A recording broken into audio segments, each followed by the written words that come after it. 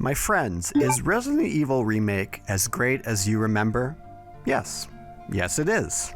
It's been a great time to be a Resident Evil fan over the last few years as the series began to return more to its roots, starting at 7 and ending up with Remake 2 and 3. While titles like Resident Evil 5 and 6 do have their merits,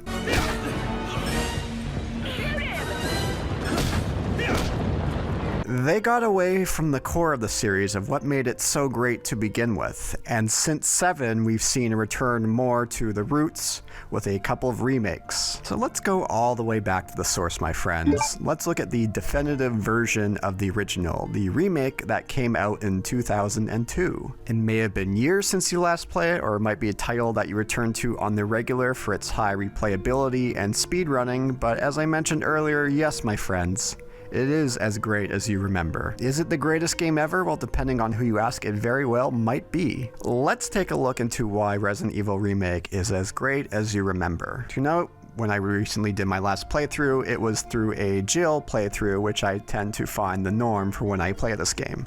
Let's hop to it, my friends. Let's first look at what makes the gameplay loop of Resident Evil so great and why Remake just nails it beyond any other of the titles in the series. The gameplay loop is the sum being greater than the parts, so let's break it down. The combat is nothing fancy with just simple lock-ons and aiming at the head or aiming down. In many situations, you're going to be looking to avoid combat, and you don't really have many options besides simply running past them. You don't have any dodging ability that Jill would get in Resident Evil 3 and the remake. That said, there's something super satisfying of blowing off zombies' heads with a shotgun. The story itself, it's a fairly simple story, without all the excess luggage and baggage and overly complex lore and weird conveniences and an overarching lore, background, and plot that would get increasingly silly and complex as time would move on.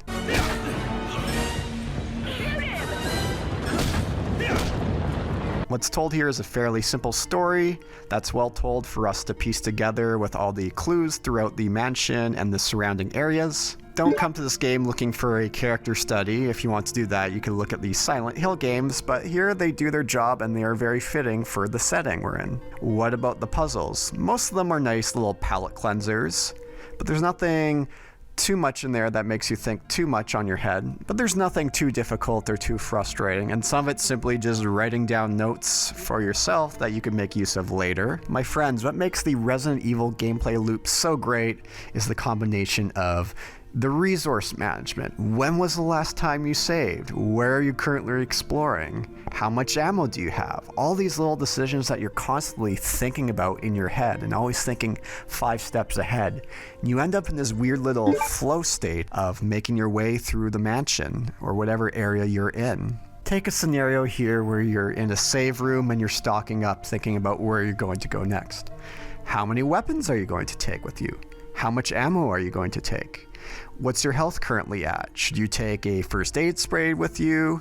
Should you make use of herbs? Should you heal now? Should you take some herbs with you? How many ink ribbons do you have on hand? Do you want to save while you're in the save room while you're stocking up? When was the last time you saved? If you die, how much are you going to be pushed back? Where you're planning to go? Have you been that way before? What's the fastest way there? What are the multiple options you have available of getting to you there? Do you have 2 paths, maybe 3 paths? One way may take you longer to get there, but you know that it's clear of zombies as opposed to the quicker way, but you might have to encounter some zombies and risk using some ammo and maybe even possibly taking some damage. And once you pick up a new item, such as a key or engraving or some form of object, your brain starts thinking, what did you come across earlier in your experiences that this is tied to? Where can this be used?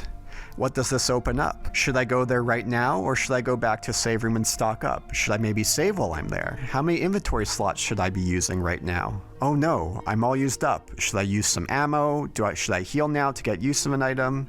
Where's the nearest save room so I could drop stuff off? As I mentioned earlier, the most recent playthrough I did was with Jill, where you have 8 slots in your inventory as opposed to Chris, who only has 6, and you have to make so many decisions throughout your time here of what you're going to have on hand with you at all times during this. You end up in this flow state where you're constantly thinking 5 steps ahead with an item that you picked up of where you're going to be going next, how much is in your inventory, if you're going to be dropping some things off. You end up in this rhythm, this dance with the game that you're constantly juggling your inventory, constantly juggling your health, constantly juggling how much ammo you're going to be carrying with you, how many weapons, what you're going to be taking with you when you move forward. Of course, as the game moves on, you'll open up more shortcuts, especially in the mansion. This constraints of the limited inventory has been one of Resident Evil's greatest strengths when it's done correctly, and Resident Evil Remake hits that balance perfectly. Beyond a couple of situations, I rarely felt frustrated where I was in an area and I couldn't pick anything up due to having a full inventory or having to backtrack to get some items from the save room. Very rarely are you a case where you're just a few rooms away from the nearest safe room if you need to go restock your inventory. This delicate dance that you're constantly playing throughout Resident Evil is something that many other survival horror games didn't do. Granted, Resident Evil was built from the ground up with this in mind. Compare that to something like Silent Hill. I love the Silent Hill games for different reasons, but in the first 3 titles, there was no real inventory management. You could hold as many items as you wanted.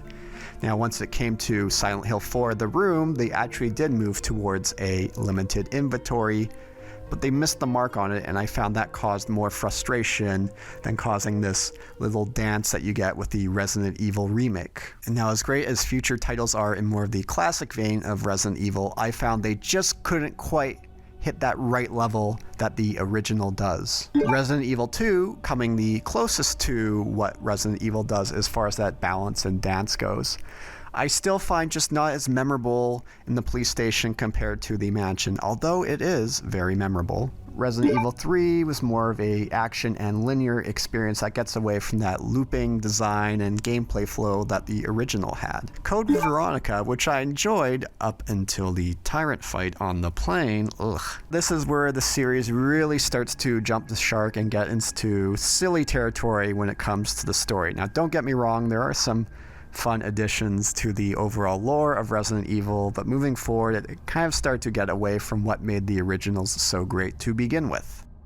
Resident Evil 0, while again does have its merits and starts with the fantastic intro on the train, utterly falls apart without the inventory management of the safe room.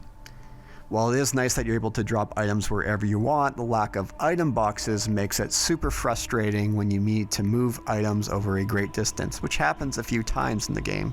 And that's something that the other titles in the series just couldn't get that right balance that the remake does. Having that fine dance of making your way through the mansion, figuring out where you need to go, picking up new items, opening up shortcuts. Once you pick up those items, going through your mind thinking, where does this go? Where is that going to take me? When was the last time I saved? How much ammo do I have? What guns should I take with me?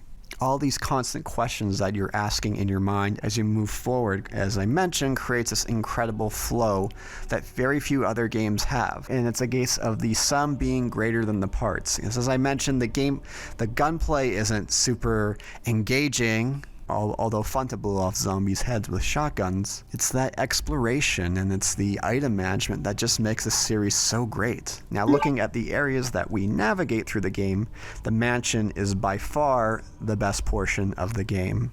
It's so tightly packed, and in just a few rooms, you can explore so much and constantly going back and forth. In his review for Resident Evil Remake, Super Bunny Hop mentioned that pretty much anyone who's played this game could probably have a good idea of drawing out a rough sketch of what the mansion looks like, and that is very, very true. There's an interesting article I'm going to link to about speedrunning. Now, it's for the original Resident Evil, but does get its point across of how many areas in the game that you progress through many times. There are some rooms that you could skip outright and never have to see, and there's some rooms that you only need to enter once. And yet there's some rooms, especially in the mansion, that you need to go through multiple times. This is where the dance of item management and combat and remembering where enemies are and how much ammo you have on you is at its very best. And let's talk about the Crimson Head zombies. Now, if you take a zombie down but you don't burn them or you don't take their head clean off, they will come back later in the game as Crimson Head zombies. They move much faster, are much more aggressive, and pack a much higher punch. Especially while you're playing as Jill, you're going to need to make use of 2 item slots to deal with downed zombies, because you need the kerosene and you also need the lighter. Now, as Chris, you could have the lighter on you at all times. And of course, there's limited fuel for what you have, so you can't simply burn every zombie that's down. Again, it's part of the whole dance that you're playing with. If you go down this hallway, you might be coming across a crimson head, or do you make use of a couple of item slots to burn their bodies? It's such a great addition, and it's too bad it never really shows up in other portions of the series. Because just when you think you got everything known about the mansion, it throws you this other curveball with the crimson heads, and it's such a great little addition. Now let's look at some of the other areas in the game. Let's look at the residence, which I feel is the weakest part of the game. Now, even though it is the weakest part of the game, I'd still rather play this area than 95% of other games. This is one of the few areas where it can drag a little bit when it comes to the backtracking in the residence. Now, the interesting thing about some of this more annoying backtracking is it can be avoided, because you could take an additional few steps to skip the plant boss entirely. Or if you want, you could just go fire a few magnum rounds into it and that will take care of it. Still, it's an enjoyable area and has a great atmosphere. And though it doesn't quite have that same flow that the mansion has of opening up new shortcuts and new routes and collecting items and remembering where that item will come into play, it's still really enjoyable, even though if I feel it's probably the weakest part of the game. Afterwards, we're back in the mansion for a bit, and then we end up more into the tunnels. Now again, like any of the Resident Evil games, as the game goes on, we end up more down these linear paths, and unfortunately the tunnel is the same case as well. We're not opening up new shortcuts and whatnot. It is kind of a bit of backtracking, and that said, it is a little bit of a disappointment, but I'd rather still be playing this than over 95% of other games. Because the tunnels really gives us more insight into a character I haven't mentioned yet, and that being Lisa Trevor, who was actually not in the original version of this and was cut, but in this remake they were able to add her back in, and she's such an interesting addition to the game. Getting to piece together her tragic backstory and what Umbrella had done to her and her family is really quite sad. Now, of course, at the very beginning of the game, in the very first room we're in, we go down to this area here and we hear this noise coming from later that we learn is Lisa.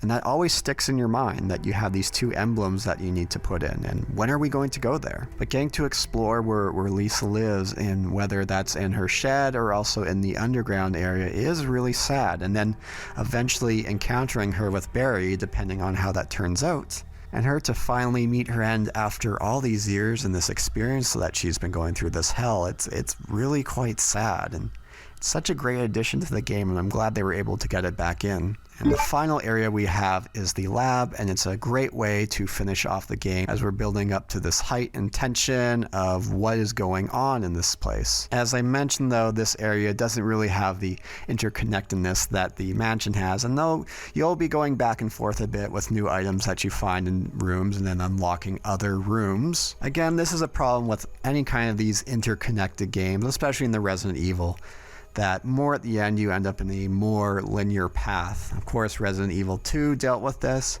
You can even say games like Dark Souls, which do have some of that similarities of interconnectedness. More as you get towards the end, it kind of falls apart on that end. Of course, it could always be a thing of the first area giving so much time that the endings of the games tends to be a little more rushed, but I do want to make mention of it.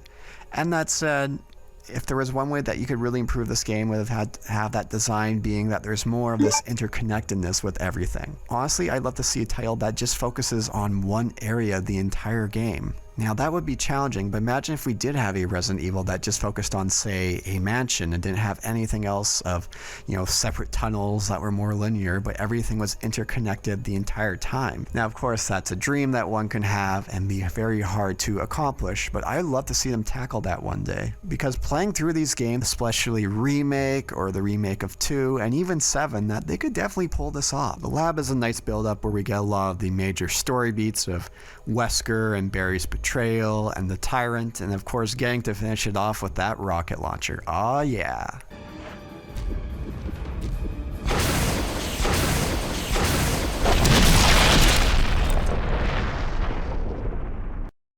It's just as satisfying as punching boulders. So yes, in summary, I hope this is a nice trip down memory lane of is Resident Evil Remake as great as you remember, and it is. If it's been a while since you've last played it, give it another go. There's just something about that flow state that you get into with the inventory management and the combat and health and when was the last time you saved that just few other games really can nail. And even later in the series, they never quite hit these highs when it came to that. While some of the other titles would get more in-depth gameplay with the gunplay or combat maneuvers, or there'd be some better quality of life improvements, there's just something overall about the package of Resident Evil Remake that just simply hits the mark that the others just don't. Thank you for watching this video. I hope you enjoyed it. I hope maybe it's inspired you to fire up Remake for the first time in a while, or again, maybe start another speedrun. If you like this video, please subscribe, leave a comment, thumbs up, you know the whole shebang with YouTube. Now if you excuse me, I got some boulders to go punch. A boulder punch out.